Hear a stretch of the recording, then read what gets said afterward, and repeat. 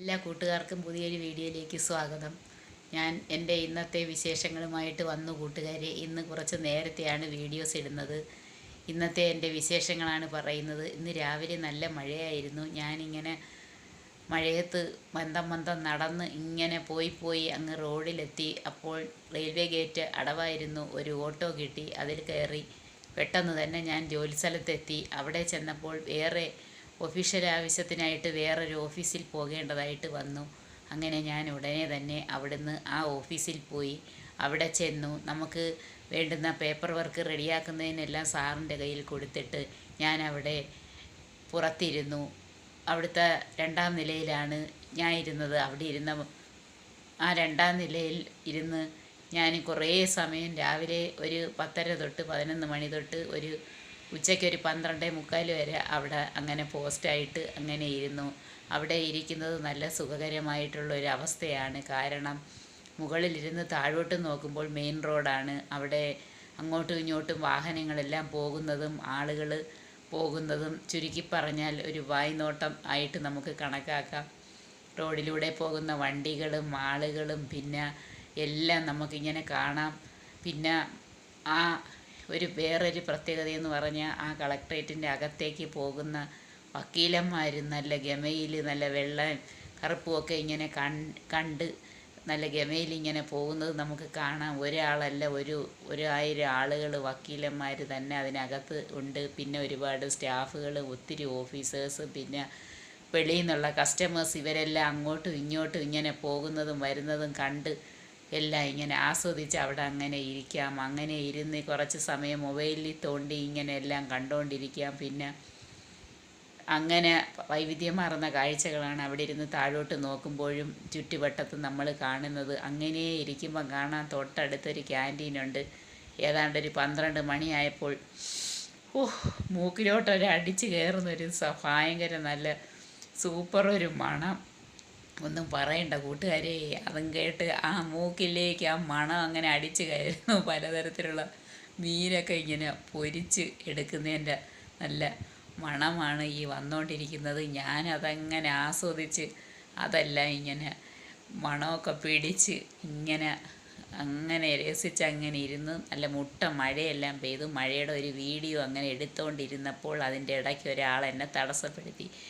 എന്നെ വന്ന് എൻ്റെ തോളിൽ ഒരു ലേഡി വന്ന് ഇങ്ങനെ തട്ടിയിട്ട് ഒരു കാര്യം ചോദിച്ചു. അവരാരാണെന്ന് പെട്ടെന്ന് തന്നെ ഞാൻ വീഡിയോ നിർത്തിയിട്ട് നോക്കിയപ്പം കാണാം നമ്മുടെ KSRTC താഴെയൊക്കെ ബസ്സുകളെല്ലാം ഓടുന്നതെന്ന് ഞാൻ പറഞ്ഞില്ലേ. അവിടുത്തെ ബസ്സിലെ ഒരു കണ്ടക്ടർ, ലേഡി കണ്ടക്ടർ എൻ്റെ അടുത്ത് വന്ന് ചോദിക്കുന്നു ഇവിടെ എവിടെയെങ്കിലും ബാത്റൂം ഉണ്ടോ എന്ന്. അങ്ങനെ ഞാനൊരു സ്ഥലം കാണിച്ചു കൊടുത്ത് അങ്ങനെ അവർ പോയി. ഭയങ്കര മഴ.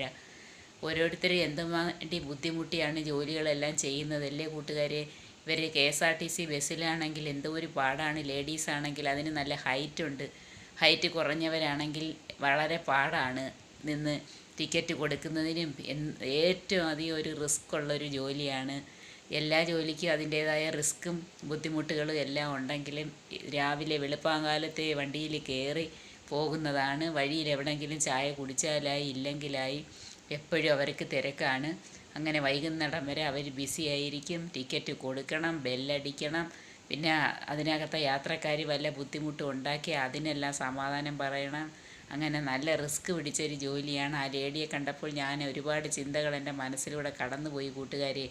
നമ്മൾ എല്ലാ ആളുകളെയും ചിന്തിച്ച് നോക്കണം, ഓരോരുത്തരും എന്തും വേണ്ടി കഷ്ടപ്പെടുന്നെന്ന്. അപ്പോൾ നമ്മൾ നമ്മുടെ പോസിറ്റിവിറ്റി ചിന്തിക്കണം. നമ്മളൊക്കെ എന്തും വേണ്ടി ഭാഗ്യം ചെയ്തവരാണെന്ന്. ഇങ്ങനെയെല്ലാം നമുക്ക് ഇതേപോലെയൊക്കെ ഇങ്ങ് ജീവിച്ച് പോകാൻ നമുക്ക് പറ്റുന്നില്ലേ? അതാണൊരു വലിയ കാര്യം. എല്ലാവരും അതുകൊണ്ട് പോസിറ്റീവായിട്ട് ചിന്തിക്കണം കൂട്ടുകാരെ.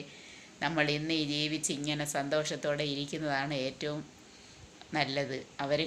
അവർ ആ മഴയത്ത് ഓടി വന്നുള്ള ബുദ്ധിമുട്ട് കണ്ട. അങ്ങനെ ഇതെല്ലാം കഴിഞ്ഞ് ഞാൻ വന്ന കാര്യമെല്ലാം കഴിഞ്ഞ് ഏതാണ്ട് എനിക്ക് നല്ല വിഷമമുണ്ട്. ഇല്ല, പൊരിച്ച മീൻ്റെ മണം മിസ്സാക്കുന്നതിൽ എന്നും പറഞ്ഞ് അവിടെ ഇരിക്കാൻ പറ്റത്തില്ലല്ലോ.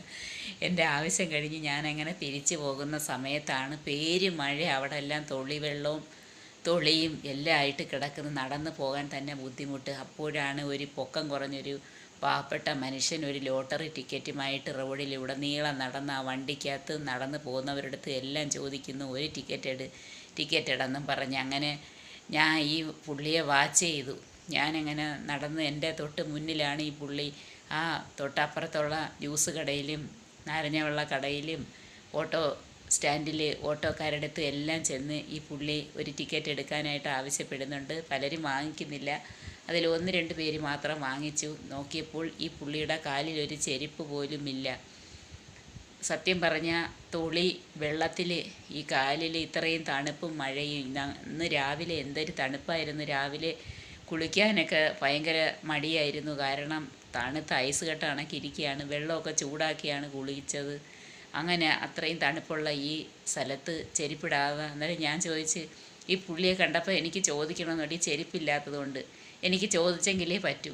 അങ്ങനെ ഞാൻ ഈ പുള്ളിയുടെ അടുത്ത് ചോദിച്ച്, കാലിലെന്താ ചെരുപ്പില്ലാത്തത്? അന്നേരം പറഞ്ഞ് ഒരെണ്ണം വാങ്ങിക്കണമെന്ന്. അപ്പോൾ ഞാൻ ചോദിച്ച്, കാശില്ലാത്തതുകൊണ്ടാണെന്ന്. അപ്പം പറഞ്ഞ് ആണെന്ന്. അങ്ങനെ അത് കേട്ടപ്പോൾ എനിക്ക് നല്ല വിഷമം. അങ്ങനെ ഞാൻ ഒരു 4-5 ടിക്കറ്റ് അങ്ങ് വാങ്ങിച്ച് വേണ്ടെങ്കിലും അതെങ്കിലും എന്തെങ്കിലും സഹായമാവട്ടെ എന്ന് വിചാരിച്ചാണ് ഞാൻ ഒഫീഷ്യൽ ആവശ്യത്തിനാണ് പോയത്. ഓരോ ആൾക്കാരുടെ ബുദ്ധിമുട്ടുകൾ, ഒരു കാശ് ഒന്നുമില്ലാത്ത ആളുകൾ നമ്മുടെ നാട്ടിലെല്ലാം ഉണ്ട് കൂട്ടുകാരെ. നമ്മളതെല്ലാം മനസ്സിലാക്കണം. നമുക്ക് എപ്പോഴും നമ്മുടെ താഴോട്ടുള്ളവരെ പറ്റി ഒരു ചിന്ത വേണം. നമ്മൾ മുന്നോട്ട് ഉയർന്ന സ്ഥാനങ്ങളിലുള്ളവരെയല്ല നോക്കേണ്ടത്, താഴോട്ടുള്ളവരെങ്ങനെയാണ് ജീവിതം. അത് നമ്മൾ മനസ്സിലാക്കുമ്പോൾ നമ്മളെല്ലാം ഭയങ്കര ഭാഗ്യശാലികളുമാണെന്ന് നമ്മൾ ചിന്തിക്കണം. അവർക്ക് വേണ്ടി നമ്മൾ എന്തെങ്കിലുമൊക്കെ ചെയ്യണം. നമ്മൾ ഈ ഉണ്ടാക്കുന്ന കാശ് അതിനകത്തുനിന്ന് ഒരു ശതമാനമെങ്കിലും പാവങ്ങൾക്ക് വേണ്ടി എന്തെങ്കിലുമൊക്കെ ചെയ്യുന്നതിനായിട്ട് ഉപയോഗിക്കണം. ഇല്ല, നമ്മളെക്കൊണ്ട് ചെയ്യാൻ പറ്റുന്നത് എന്താണെന്ന് നമ്മൾ മനസ്സിലാക്കി അതനുസരിച്ച് പ്രവർത്തിക്കണം കൂട്ടുകാരെ. ഇത് കണ്ടതുകൊണ്ട് ഞാൻ പറഞ്ഞതാണ്. ഇങ്ങനെ പോകുന്നവരെയെല്ലാം നമുക്ക് ഏതെങ്കിലും തരത്തിൽ സഹായിക്കാൻ പറ്റുമെങ്കിൽ സഹായിക്കണം. പിന്നെ അതുപോലെ തന്നെ വഴിവക്കിൽ വേറെ ഒരു വിഭാഗം ജനങ്ങളാണ്. നമ്മളെല്ലാവരും നല്ല വില കൂടിയ ചെരുപ്പും സാധനങ്ങളും ഒക്കെ ഇട്ട് പോകുമ്പോൾ നമ്മൾ എന്തെങ്കിലും അതിനൊരു പൊട്ടല അല്ലെങ്കിൽ എന്തെങ്കിലും ഒരു കംപ്ലൈൻറ്റോ എന്തെങ്കിലും വരികയാണെങ്കിൽ നമ്മൾ ഈ ചെരുപ്പ് കുത്തിയെ സമീപിക്കും. അവിടെ ചെന്നിട്ട് നമ്മൾ ബാക്കിയുള്ള ആവശ്യങ്ങൾക്കെല്ലാം നമ്മൾ ഇഷ്ടം പോലെ കാശുകൾ ചിലവാക്കും. എത്ര രൂപകളാണ് നമ്മൾ എന്തിനെങ്കിലുമൊക്കെ ചിലവാക്കി കളയുന്നത്. അവിടെ ചെല്ലുമ്പോൾ നമ്മൾ അവരുടെ അടുത്ത് കിടന്ന് വില പേശും. പക്ഷേ അത് പാടില്ല. നമ്മൾ ഏറ്റവും പരിഗണിക്കേണ്ടുന്ന ഒരു വിഭാഗമാണ്. അവർക്ക് ഒരു 10-20 രൂപ കൊടുത്തെന്നും പറഞ്ഞ് നമുക്കൊരു നഷ്ടവും വരുത്തില്ല. അവർക്കൊരു വലിയ ഉപകാരവുമായിരിക്കും. അങ്ങനെ ചെറിയ ജോലികൾ ചെയ്യുന്നവരെ നമ്മൾ പരിഗണിക്കണം. അവരാണ് ഒരു അസറ്റെന്ന് നമ്മൾ വിചാരിക്കണം. അവർക്കും ജീവിക്കാൻ വേണ്ടിയാണ് ഇതെല്ലാം ചെയ്യുന്നത്. കാരണം നമ്മൾ റോഡിൽ കൂടെ ഇട്ടുകൊണ്ട് പോകുന്ന വെറുപ്പോടെ കാണുന്ന ഈ സാധനം അവരവരുടെ ചോറൊക്കെ കഴിക്കുന്ന ആ കൈ കൊണ്ടാണ് എടുത്ത് ഇതെല്ലാം ചെയ്യുന്നത്. അതുകൊണ്ട് എല്ലാ കൂട്ടുകാരും അത് ചിന്തിക്കണം. ഇന്ന് ഞാൻ ഇത് പറയാൻ കാരണം ഈ മനുഷ്യൻ്റെ അവസ്ഥകളാണ്. അയാൾ ഒരു ചെരുപ്പ് പോലും കാലില്ലാതെ മഴയത്ത് ഒരു ടിക്കറ്റ് വാങ്ങിക്കുന്നു പറഞ്ഞ് ആളുകളെ പുറകെ നടക്കുന്നു. അപ്പോൾ അതൊക്കെ ഒരു ജീവിതത്തിൻ്റെ ബുദ്ധിമുട്ടുകളാണ്. അപ്പോൾ നമ്മളിതെല്ലാം മനസ്സിലാക്കണം കൂട്ടുകാരെ. ഞാൻ എൻ്റെ ഇന്നത്തെ അനുഭവങ്ങളാണ് ഈ പറയുന്നത്. ഞാൻ വഴിയെ പോയപ്പോഴും കണ്ടതും കേട്ടതുമായിട്ടുള്ള കാര്യങ്ങൾ. അതിൽ നിന്ന് നിങ്ങളും കുറച്ച് കാര്യങ്ങൾ മനസ്സിലാക്കണം. എല്ലാ കൂട്ടുകാരും എൻ്റെ വീഡിയോസ് ഒന്ന് കാണുകയും സപ്പോർട്ട് ചെയ്യാനും മറക്കരുത്. ലൈക്ക് അടിക്കാനും മറക്കരുത് കൂട്ടുകാരെ. എനിക്ക് ലൈക്കൊന്നും ഇല്ല, എന്നാലും ഞാൻ വീഡിയോസ് ഇട്ടുകൊണ്ടിരിക്കുകയാണ്. നമ്മളെ ഏറ്റവും പ്രിയപ്പെട്ട ആളുകൾ പോലും നമ്മളെ വീഡിയോ കണ്ടിട്ട് ഒരു ലൈക്ക് അടിക്കത്തില്ല. അത് വളരെ വിഷമമൊന്നുമില്ല. അവർക്ക് ലൈക്ക് അടിക്കാൻ തോന്നാത്തതിന് നമുക്ക് എന്ത് ചെയ്യാൻ പറ്റും? നമ്മൾ പറഞ്ഞിട്ട് ഇത്രയെല്ലാം പറഞ്ഞിട്ട് ആരും ലൈക്ക് അടിക്കുന്നില്ലെങ്കിൽ പിന്നെ എന്ത് ചെയ്യാൻ പറ്റും? ഉള്ള ലൈക്ക് മതിയെന്ന് വിചാരിച്ച് ഇരിക്കാനേ പറ്റത്തുള്ളൂ. നമ്മളെ ഏറ്റവും ഇൻറ്റിമേറ്റ് ആയിട്ടുള്ളവർ പോലും ചെയ്യത്തില്ല. അതാണ്. വിഷമമൊന്നുമില്ല. കൂട്ടുകാരെ, എല്ലാവരും എൻ്റെ വീഡിയോസ് കാണണം, ഒന്ന് സപ്പോർട്ട് ചെയ്യാനും മറക്കരുത്. ഇന്നത്തെ കുഞ്ഞു കുഞ്ഞു വിശേഷങ്ങൾ ഇതൊക്കെയാണ്. വീണ്ടും മഴയും വെള്ളവും തുടങ്ങി ആകെപ്പാടെ ബുദ്ധിമുട്ടുകളും പ്രശ്നങ്ങളിലും പെട്ടുവില്ലുകയാണ്. ഇനിയിപ്പം വേണ്ട, എനിക്കിനിയിപ്പോൾ അടുത്ത ഒരു പ്രശ്നത്തിലേക്ക് കടക്കുകയാണില്ല.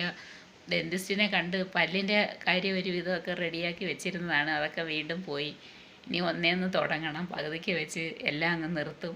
പിന്നെ എല്ലാം ഒരു പരുവാകുമ്പോൾ അറ്റം പറ്റി ഒന്നും ചെയ്യാൻ പറ്റാത്ത പരുവാകുമ്പോൾ പിന്നെ വീണ്ടും ഓരോന്നിൻ്റെ ട്രീറ്റ്മെൻറ്റിനായിട്ട് പോയി പണി മേടിക്കുന്ന സ്വഭാവമാണ് എനിക്കുള്ളത്. കൂട്ടുകാരെ എല്ലാവരും അങ്ങനെ ഇന്നത്തെ വിശേഷങ്ങൾ ഇതൊക്കെയാണ്. ഞാൻ ഫുഡൊക്കെ കഴിച്ച് വീഡിയോ ഇട്ടിട്ട് കിടക്കാമെന്ന് വിചാരിച്ച് ഇപ്പോൾ എന്നും അത് ഒരു ഡേ ടു ഡേ ലൈഫിൻ്റെ ഒരു ഭാഗമായിരിക്കുകയാണ് ഒരു വീഡിയോ ഇടുക എന്ന് പറയുന്നത്. കൂട്ടുകാരെ എല്ലാവരും സപ്പോർട്ട് ചെയ്യാൻ മറക്കരുത്. അറ്റ്ലീസ്റ്റ് ഒന്ന് കാണുകയെങ്കിലും വേണേ കൂട്ടുകാരെ. ലൈക്കാ അടിക്കുന്നില്ല. ലൈറ്റ് നിങ്ങളെല്ലാവരും ഈ ഇത്രയും നമ്മൾ ഇരുന്ന് ഈ കഷ്ടപ്പെട്ട് ഈ വീഡിയോ ഇടുമ്പോൾ ഒന്ന് എല്ലാവരും വീഡിയോസ് കാണുകയും ഒരു ഷെയർ ചെയ്യാനും ഒന്നും മറക്കരുത്. പുതിയ കൂട്ടുകാരുണ്ടെങ്കിൽ അവരൊന്ന് സബ്സ്ക്രൈബ് ചെയ്യാനും മറക്കല്ലേ കൂട്ടുകാരെ. എല്ലാവർക്കും ഗുഡ് നൈറ്റ്. ഞാൻ ഇപ്പോൾ ഉറങ്ങത്തില്ല, കുറച്ച് കഴിഞ്ഞിട്ടേ ഉറങ്ങത്തുള്ളൂ.